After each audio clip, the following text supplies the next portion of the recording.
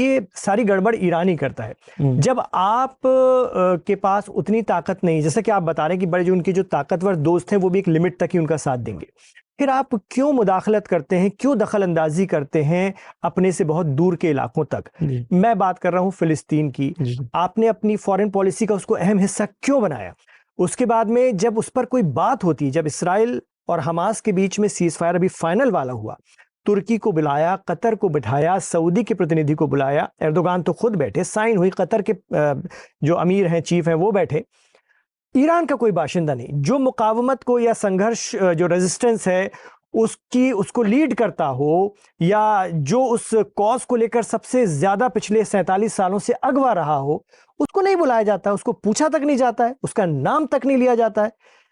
तो ना आपकी ताकत के आधार पर आपको मान्यता दी जा रही है और ना ही आपकी कूटनीति के आधार पर। इसके क्या मायने निकाले जाए जी? और आप पार्टी हैं, उसमें दावा करते हैं, लेकिन वो मानता नहीं कोई आपको पार्टी जी। देखिए, क्लियर है कि आप हमास को या वो लोग जो रेजिस्टेंस ग्रुप्स हैं जी, उनके जितने भी लीडर्स हैं, उनके आप स्टेटमेंट्स जब सुनेंगे तो उन्होंने स्टेटमेंट में सिर्फ 4 लोग कंट्रीज का नाम लिया जी, ठीक है। उन्होंने ईरान का नाम लिया, यमन का नाम लिया, लुबनान का नाम लिया, और दुनिया के वो लोग जिन लोगों ने साथ दिया, हमास के लोगों ने, हमास के लोगों ने, ठीक है ना। जितने भी हमास के लीडर्स हैं उन्होंने क्लियरली इन्हीं लोगों को अपना, उन्होंने कहा कि ये लोग वो हैं जिन्होंने हमें सपोर्ट किया जी, है ना। बाकी लोगों ने खाना दिया होगा, ट्रक पहुंचा दी होगी, लेकिन जब आप मार खा रहे हो और गोली खा रहे हो तो आपको गोली चाहिए, आपको खाना नहीं चाहिए। भूखे भी आप लड़ लेंगे, लेकिन आप जिंदा रहोगे तो आप लड़ पाओ, खा पाओगे ना। तो जो रेजिस्टेंस वाले लोग हैं उनके लिए बिल्कुल क्लियर है कि ईरान क्या है, ईरान का रोल क्या है। ईरान का 3 किस्म की जंग है जी। एक जंग है मिलिट्री वाली, एक जंग है जो ये वाली जो पॉलिटिकल या आप कहें जिसके अंदर फॉरेन पॉलिसी टाइप की जंग है जी, डिप्लोमेसी वाली जंग है। ये 2 टाइप हो गई, एक मिलिट्री, एक डिप्लोमेसी और एक एथिकल। 3 अलग जंग के लेवल्स हैं जी। ईरान मिलिट्री वाली जंग में रेजिस्टेंस के बिल्कुल साथ में है। डिप्लोमेसी वाली जंग में अमेरिका से बात कौन करेगा जी? ईरान तो नहीं करेगा। इजराइल को नेगोशिएट कौन करेगा? ईरान तो इजराइल को एग्जिस्टेंस ही नहीं मानता है। ईरान तो इजराइल के साथ बात ही नहीं करेगा। तो जब डिप्लोमेसी की बात आएगी तो हमास किसको चूज करेगा डिप्लोमेटिक बात करने के लिए? वो ईरान को नहीं चूज करेगा, और ईरान खुद आएगा भी नहीं। क्यों नहीं आएगा ईरान? क्योंकि ईरान की ना अमेरिका से बनती है ना इजराइल से बनती है। हमास की तरफ से नेगोशिएट वो करेगा जिनकी उनके साथ अच्छी बनती है। तो इसमें कोई वो नहीं है, प्रॉब्लम नहीं है। लेकिन मिलिट्री वाली जंग में ईरान और यमन और हुसी ये लोग एक हैं जी। डिप्लोमेसी वाली जंग में जो इन लोगों का डिप्लोमेटिक फ्रंट है, वो डिप्लोमेटिक फ्रंट जो है वो बिल्कुल क्लियर है कि हमास के लिए भी इंपॉर्टेंट है कि अगर वो नेगोशिएट करना चाहता है जी, तो क्योंकि ईरान, देखिए ईरान की जो आइडियोलॉजी है वो इंपॉर्टेंट है आपके व्यूअर्स के लिए भी समझना, कि ईरान 2 स्टेट सोल्यूशन को नहीं मानता। अच्छा, ईरान तो मानता ही नहीं है कि इसराइल को एग्जिस्ट करना चाहिए बुनियादी तौर पर जी, ठीक है ना। तो ईरान इसके साथ मैच भी नहीं खेलता है। ईरान कहता है कि एक स्टेट होना चाहिए। आप नेगोशिएट तब करते हैं जब आप उसके एग्जिस्टेंस को कबूल करते हैं, आप उनके एग्जिस्टेंस को ही कबूल नहीं करते। ये जिद नहीं है, ये जिद नहीं है, एक तरह की जिद नहीं है, और एक तरह से डिस्टरबेंस क्रिएट करने की जो चीजें अब मुमकिन ही नहीं है, हो ही नहीं सकती, उसका एक हल निकल सकता है।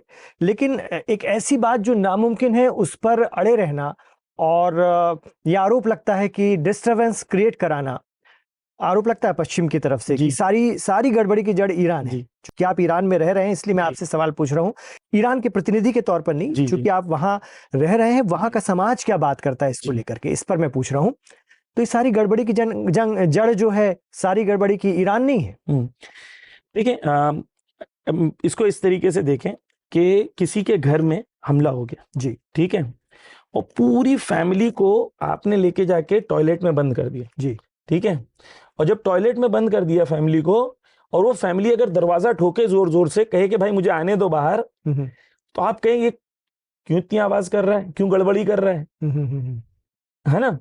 तो आप या तो ये नजरिया सही है कि आप कहें कि भाई इनका पूरा घर है, आपने 85% लैंड पे कब्जा कर लिया है, और 15% जब अपनी आजादी की बात करें और कोई उसे सपोर्ट करे तो आप बोले गड़बड़ कराएं। गड़बड़ ना करने का मतलब क्या है कि ये किचन, ये टॉयलेट में बंद रहे और आवाज नहीं करे, यानी ये गड़बड़ नहीं है। लेकिन अगर कोई उसे हेल्प करे कि भाई तुम्हारी संघर्ष है, तुम्हारी आजादी है, तुम अपनी लड़ाई करो, तो ये गड़बड़ नहीं है, बल्कि उनको सपोर्ट है। देखिए, अब हम लोग जाते हैं दोबारा महात्मा गांधी की आइडियोलॉजी के ऊपर, है ना।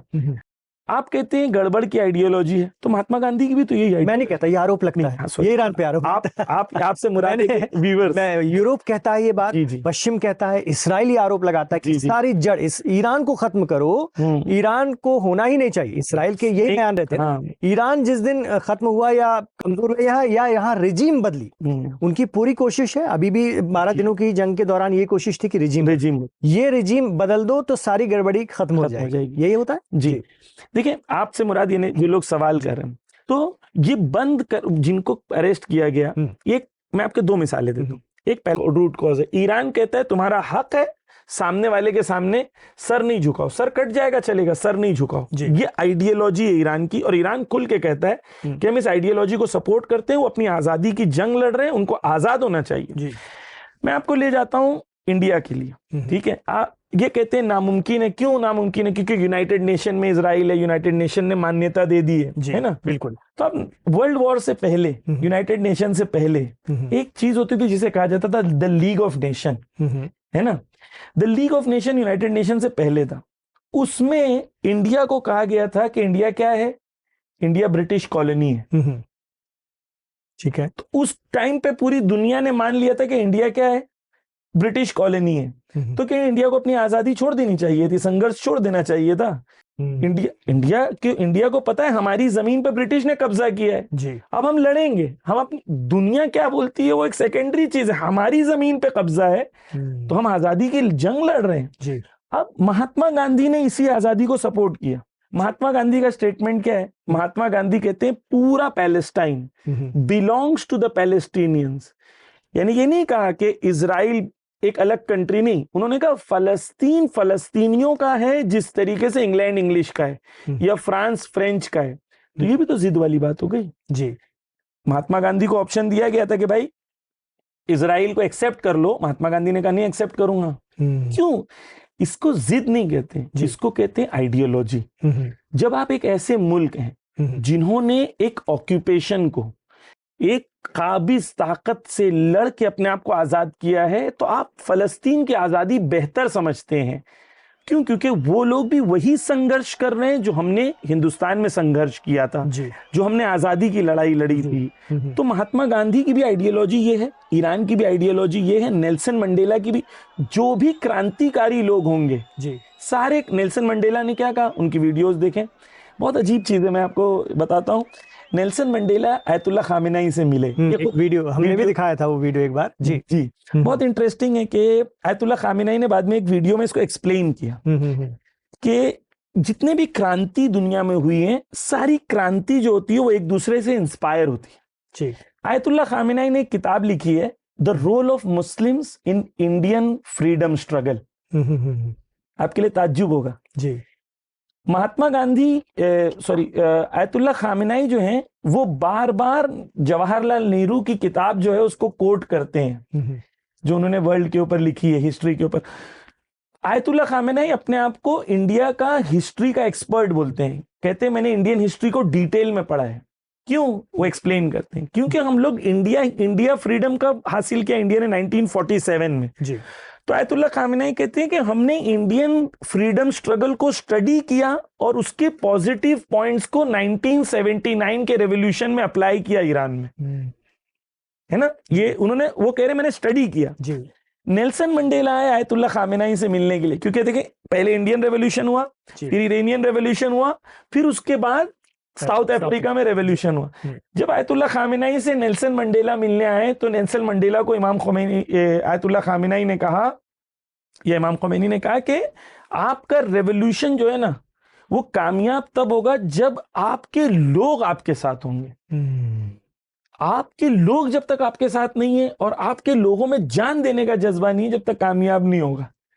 तो नेल्सन मंडेला ने उसके इमाम खुमैनी से मिलने के बाद, आयतुल्लाह खामेनी से मिलने के बाद अपनी पूरी स्ट्रैटेजी साउथ अफ्रीका के रेवोल्यूशन की चेंज की। इसलिए जब साउथ अफ्रीका में रेवोल्यूशन आया और नेल्सन मंडेला आयतुल्लाह खामेनी से मिलने आए, तो वीडियो आप प्ले भी कर सकते हैं चाहे तो। वो वीडियो में वो कह रहे हैं कि यू आर माई लीडर। बिल्कुल। क्यों कह रहे हैं you are my leader Ayatollah Khamenei को? बिकॉज वो ये कह रहे हैं कि हमारे जो रेवोल्यूशन आया था जी, उस रेवोल्यूशन में आपका रोल है, क्योंकि आपने हमें एक अपने 1979 रेवोल्यूशन का लेसन्स हमें सिखाया, वो हमने वहां पर अप्लाई किया जी।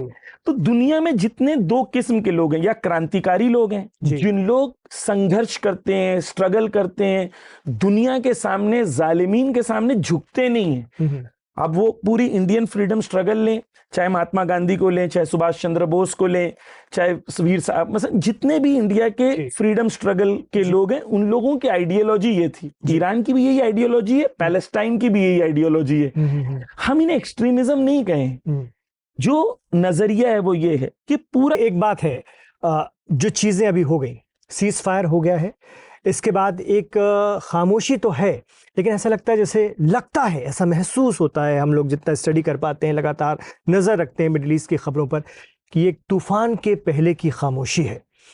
आगे क्या हो सकता है? आप तो लगातार इस पर रिसर्च करते हैं, स्टडी करते रहते हैं, और ईरान भी अपनी जंगी तैयारियों को अंजाम देता ही रहा है, वो रुका नहीं है।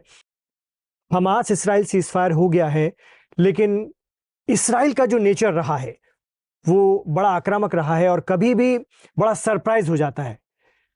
तो इसको कैसे देखें, क्या हो सकता है? देखें, क्लियर है कि जंग रुकी है, जंग खत्म नहीं हुई है, ये सबके लिए क्लियर है। एक इरानियन एक्सपर्ट है, उन्होंने, उनका एनालिसिस ये है कि इजराइल कब हमला करेगा। जी, इजराइल तब हमला करेगा जब उसमें इतनी ताकत हो जाए कि ईरान की जवाबी कार्रवाई को वो बर्दाश्त कर ले। यानी आप तो मारेंगे, जैसा आपने कहा कि ईरान के टॉप लीडर्स को मार दिया उन्होंने।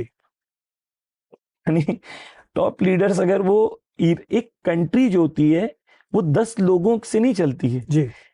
9 करोड़ की जो कंट्री है, और जिसके पास एक मिलिट्री जो कई लाख मिलिट्री हो, कई मिलियन उनके जो है पैरामिलिट्री हो, वो 10 लोगों के मारने से खत्म हो जाती है। आप 3 साइंटिस्ट को मार दें, 10 साइंटिस्ट को मार दें, कि तो क्या किसी मुल्क की पूरी साइंटिफिक टेक्नोलॉजी खत्म हो जाती है? यानी इंडिया में खुदा ना करे किसी आईआईटी के साइंटिस्ट को आपने 10 आईआईटी के साइंटिस्ट को मार दिया, तो इसका क्या मतलब है? आईआईटी खत्म हो गया, आईआईटी में साइंस एंड टेक्नोलॉजी खत्म हो गई। जो 30 साल से उन्होंने रिसर्च करी है, उनके टीचर्स, उनके स्टूडेंट्स, वो रिसर्च, वो टेक्नोलॉजी खत्म हो गई। बेवकूफी की बात है। तो ये है कि ईरान एक कंट्री है, कंट्री के तौर पर साइंस है, टेक्नोलॉजी है, लीडरशिप है, वो सब अपनी जगह पर महफूज है। लेकिन ये है कि क्या होगा फ्यूचर में, जब तक ईरान को, इजराइल को ये लगता है कि हम जो हैं वो बर्दाश्त कर लेंगे, तो इजराइल के जो तरीके हैं, जो इजराइल करना चाहता है, जो इजराइल के लिए आसान है, पहली चीज, इजराइल ने सीरिया में इन्वेस्ट किया, गोलानी को अपना एजेंट बनाया। तो जब वो गोलानी आया था, सीरिया का जो प्रेसिडेंट है, तो इतना खुश हो गए थे कि सीरिया में इनकलाब आ गया है, रेवोल्यूशन आ गया है। हुआ क्या, लास्ट वीक वो जो उनके मिनिस्टर्स हैं, वो इजराइल के मिनिस्टर्स से भी उनकी मुलाकात हुई। अभी वो खुद अमेरिका जाने वाला है, बुश से बात हुई, ट्रम्प से बात हुई। तो ये तो क्लियर है। इजराइल के लिए बेस्ट ऑप्शंस क्या क्या हैं, जो एनालिस्ट बता रहे हैं। पहला ऑप्शन ये है कि वो इराक को डिस्टर्ब करेगा। इराक में जहां पर वो एरिया, जहां पर आईसिस था, क्योंकि गोलानी यहीं से गया था इराक से, अगर ये प्रॉब्लम हो जाता है, और ये ईरान और इराक दोनों जानते हैं कि ये हो सकता है, और इसके ऊपर उन लोग काम करेंगे। अभी बीच में एक डील भी की है उन्होंने सरहद को लेकर के, अपनी बॉर्डर सिक्योरिटी को लेकर, इराक और ईरान के बीच, कि हम लोग सारी चीज़ों को शेयर करेंगे और बहुत स्ट्रांगली अपनी अपनी सरहदों की हिफाजत करेंगे, क्योंकि ये खदशा तो है कि इराक के जरिए ईरान तक पहुंचने की कोशिश, वो बॉर्डर्स पर अगर टेंशन हो जाए और वहां पर जंग शुरू हो जाए, तो ईरान इराक में इन्वॉल्व हो जाएगा। तो ये एक प्रॉब्लम है।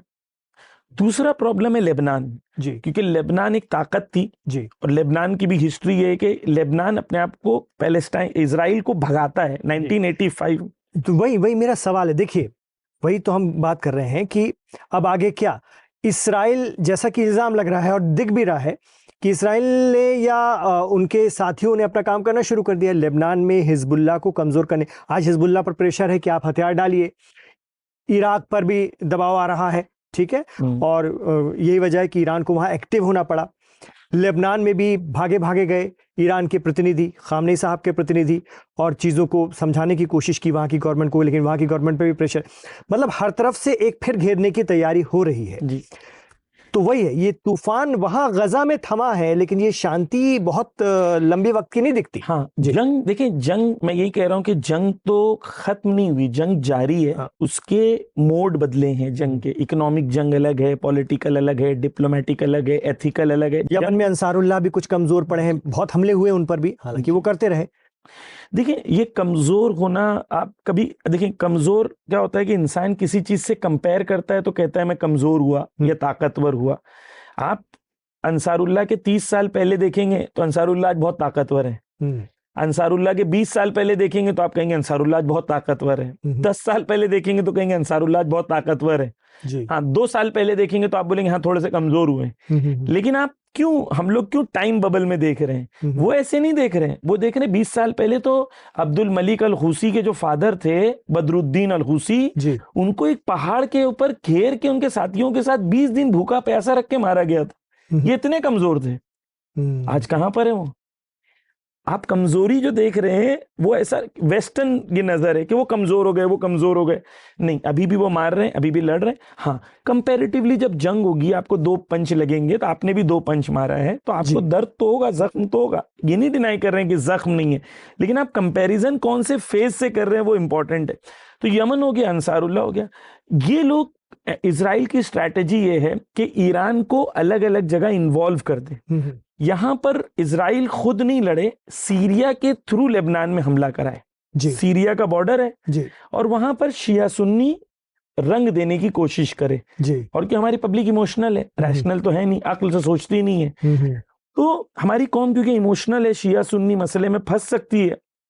तो सीरिया में अगर ये इस तरीके से करते हैं, शिया सुन्नी इश्यू का पूरी दुनिया के ऊपर एक असर होगा, क्योंकि अभी यूनिटी का एक पूरा दुनिया के अंदर वेव आई है। दूसरी चीज ये लोग करेंगे कि इराक के अंदर इसको आईसिस जैसी ताकतों को बढ़ाएंगे। रीजन ये होगा कि ईरान जो यहाँ पर, ईरान अगर 2 जगह अगर इन्वॉल्व हो गया तो नेचुरली ईरान की कुव्वत और कुदरत जो है वो डिवाइड हो जाएगी। अच्छा, ये ऐसा नहीं है कि कोई ढकी छुपी बात है, ईरान के तमाम एक्सपर्ट्स बोल रहे हैं, तमाम दुनिया के एक्सपर्ट्स बोल रहे हैं, तो ये ईरान को भी पता है, ऐसा नहीं कि नहीं पता है, और ऐसा नहीं कि इसकी तैयारी नहीं कर रहे हैं। मैं आपको यकीन दिला देता हूं कि लेबनान में हिजबुल्लाह कभी भी वेपन्स नहीं डालेगा। यानी ये मेरा अगला सवाल वही था कि भविष्य हिजबुल्लाह का क्या होगा, क्योंकि वो ईरान का एक बड़ा हिमायती संगठन माना जाता है पूरे मिडिल ईस्ट में, और कहा जाता है कि दुनिया की सबसे बड़ी गैर सरकारी वो हथियारबंद फौज है। ऐसे में उसको जो प्रेशराइज किया जा रहा है, क्यों नहीं डालेगा? मेरा अगला सवाल वो है। देखिए, दोबारा वो बात आइडियोलॉजी वाली है, रेजिस्टेंस की आइडियोलॉजी, कि हम झुक सकते हैं। देखिए, मैं आपको कुछ मिसालें देता हूँ। आपको लेबनीज पब्लिक को समझना पड़ेगा कि लेबनीज पब्लिक कैसी है, जैसे गाजा की पब्लिक कैसी है, क्योंकि कंट्री जगह का नाम तो नहीं है ना। कंट्री का मतलब है कि लोग वहां पर कैसे हैं, लोगों की विचारधारा कैसी है। एक वीडियो है, मैं आपके साथ शेयर करूंगा, अगर आप चाहें तो व्यूअर्स के साथ भी शेयर कर सकते हैं, मैंने एक्स पे भी शेयर किया है। तो उस वीडियो में एक औरत है, उसकी 3 बेटियां मर गई, 3 बेटियां, बॉम्ब गिरा, उसकी माँ भी मर गई, 3 बेटियां भी मर गई। ये जो औरत जो है हॉस्पिटल में बैठी है, उससे पूछ रहे हैं कि बताओ कैसा महसूस कर रही हो। इमरान भाई, व्यूअर्स को ताज्जुब होगा, वो मुस्कुरा रही है, कहती है खुदाया तेरा शुक्र है कि मेरी बच्चियां शहीद हो गई, लेकिन हम हक के लिए खड़े रहे, हमने सर नहीं झुकाया। तो अगर किसी कौम की माएँ ऐसी हैं, एक और औरत है, उसके शौहर का पेजर अटैक हुआ, उसकी आंखें चली गई, मुंह जख्मी, जिस्म जख्मी, हॉस्पिटल थिएटर के आईसीयू के अंदर है, औरत बाहर खड़ी है, उससे रिपोर्टर पूछती है कैसा लग रहा है, कहती है मैं सुकून, आई एम एट पीस। पूछी कैसे? तो कहती है मैं करबला को मानती हूँ। हजरत ज़ैनब, सब कुछ इमाम हुसैन का शहीद हो गया था करबला में, उसके बाद भी हजरत ज़ैनब ने कहा था माराई तो इल्ला जमीला, मैंने खुदा के हुस्न को देखा इस शहादत में। तो अगर एक पूरी कौम की ऐसी आइडियोलॉजी हो जाए जहाँ की औरतें, जहाँ के बच्चे, जहाँ के जवान के हम सर कटा सकते हैं लेकिन झुका नहीं सकते, ये कौम कभी भी झुकेगी नहीं। तो मतलब आप ये कहना चाह रहे हैं कि लेबनान में हिजबुल्लाह को पब्लिक सपोर्ट है और वो नहीं हथियार डालेगा। लेकिन देखिए हथियार नहीं डालेगा तो फिर एक नया क्राइसिस नहीं खड़ा हो जाएगा, उसको जबरदस्ती की जाएगी या अटैक होगा, उसको भी कहीं ना कहीं अपने एक तरह से उसको जंग में उलझाया जाएगा, नुकसान करने की कोशिश की जाएगी, जोर जबरदस्ती की जाएगी। देखिए नुकसान तो होना है जी, दो तरीके से नुकसान है। एक आप हथियार डाल दो फिर उसके बाद मार खाओ, ये ऐसे ही कि आपकी लड़ाई हो रही है किसी से, आपको बहुत प्रेशराइज किया जाए कि आप हथियार डाल दो, ठीक है, हथियार डालने के बाद आप ज्यादा मार खाओगे या हथियार से लड़ते हुए ज्यादा मार खाओगे? तो क्लियर है ना जी कि अगर हथियार डाल देंगे तो क्या होगा जी, इजराइल छोड़ेगा। इजराइल ने कौन से वादे पे आज तक भरोसा अमल किया है? सीज फायर होने के बाद 1020 बार उसने अभी तक हमला कर चुका है, सीज फायर होने के बाद, लेबनान और इजराइल के सीज फायर के बाद। तो आप तो भरोसा नहीं कर सकते क्योंकि दुश्मन कोई, उसके एथिक्स और मोरालिटी की कोई वैल्यू नहीं है। तो एक ऐसा मुल्क है जहां पर कोई एथिक्स और मोरालिटी नहीं है, उसके सामने हथियार डाल देना या उसके कोई भी वादों पर भरोसा करना बेवकूफ़ी के सिवा कुछ चीज नहीं। हिजबुल्लाह की लीडरशिप जो है सैयद हसन नसरुल्लाह के बाद ऐसा नहीं कि खत्म हो गई, उनका पूरा एक सिस्टम है, कमजोर हुए हैं, लेकिन ये वो कमजोरी नहीं है कि आप बोलेंगे खत्म हो जाएंगे।